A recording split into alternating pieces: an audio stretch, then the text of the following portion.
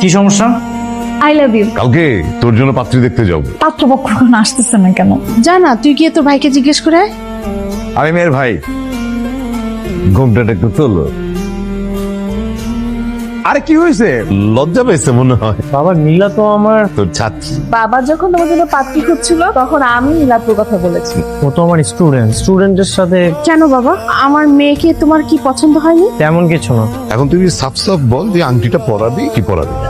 Aunty পড়ানোর আগে আমি একটু নীলার সাথে কথা বলতে চাই। হ্যাঁ অবশ্যই কথা বলতে পারো। শুভ স্যারের সাথে আমার বিয়েটা ঠিক হইলো। আঁচল কামড়াচ্ছ কেন? সারাদিন কিছু খাওনি? আসলে আপনাকে দেখে এত নার্ভাস হয়ে গেছি, কি করছি কিছু বুঝতে পারছি না। আমার তোমাকে বিয়ে করতে কোনো আপত্তি নেই। তোমার কি আমাকে বিয়ে করতে আপত্তি আছে? না ভাইয়া। তবে এখানে আমার একটা শর্ত আছে। কি শর্ত? আমিও রাজি, কিন্তু আমরা বিয়েটা কিছুদিন পরে করব। আমার কোনো অসুবিধা নেই, আপাতত আমরা কয়টা দিন প্রেম করি, তারপর না হয় বিয়ে করবো। হ্যাঁ, আসসালামু আলাইকুম।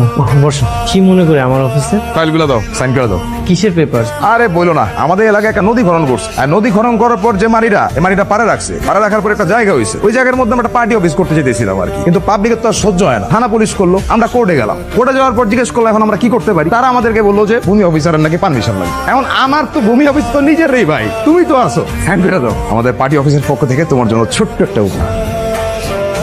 আপনার কি মনে হয় আপনি আমাকে টাকা দিয়ে কিনে ফেলবেন? আপনি শুধুমাত্র নীলার ভাই বলে আপনার সাথে আমি কোনো সিনটেট করলাম না। নাহলে এই অফিসের সবার সামনে আপনাকে অপমান করে কোমরে দড়ি পরিয়ে থানায় নিয়ে যেতাম। স্যার, স্যার, যে তুমি এখানে কোথায় গিয়েছিলে? আমার ফ্রেন্ডের বাসায় গিয়েছিলাম, এখন বাসায় যাচ্ছি। তা আপনি কোথায় যাচ্ছেন? আমি একটু বাজারের দিকে যাচ্ছি। আমি আপনার সাথে যাই। তুমি আমার সাথে বাজারে যাবে কেন? আশেপাশের লোকজন যখন দেখবে যে একজন টিচার আর স্টুডেন্ট একসাথে বাজারে যাচ্ছে, তখন কি ভাববে?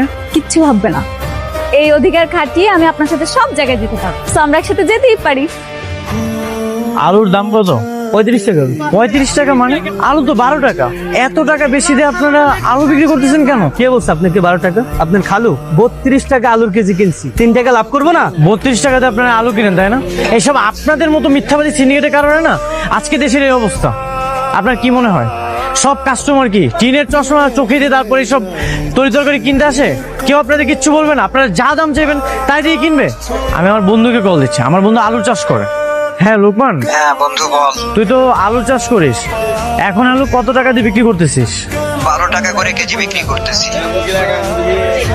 কত টাকা দিয়ে বিক্রি করতেছিস? 12 টাকা কেজি। শুনেছেন কত টাকা দিয়ে বিক্রি করতেছে? আর আপনি 35 টাকা করে রাখতেছেন। একজন কৃষক কত কষ্ট করে আলু চাষ করে, তারা মাত্র 2-3 টাকা করে লাভ করে। আর আপনারা আপনাদের মতো সব মিথ্যা সিন্ডিকেটের কারণে আজকে আমাদের দেশের এই অবস্থা।